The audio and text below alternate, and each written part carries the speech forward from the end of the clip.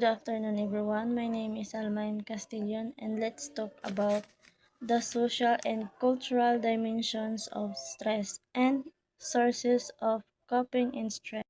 The social and cultural dimensions of stress. It means Filipino stress often comes from strong family expectations and value of hiya, which can stop people from expressing their true feelings and cause inner stress. For example, a Filipino student feels pressured to prioritize family duties over personal goals but hides their stress because of shy. They have five sources of coping in stress: giving up, acting aggressively, endorsing yourself, blaming yourself, defense mechanism. Acting aggressively. This is expressing stress verbally or physically. For example, as a student, when I fail an exam and say, I don't want to anymore, I really can't do it, indulging yourself.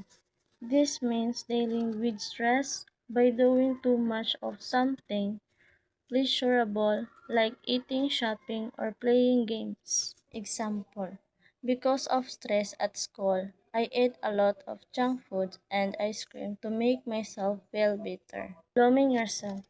This is when you keep thinking everything is your fault and talk negatively to yourself. Example: when I got stressed because of too many assignments and end up yelling to my classmates. Defense mechanisms.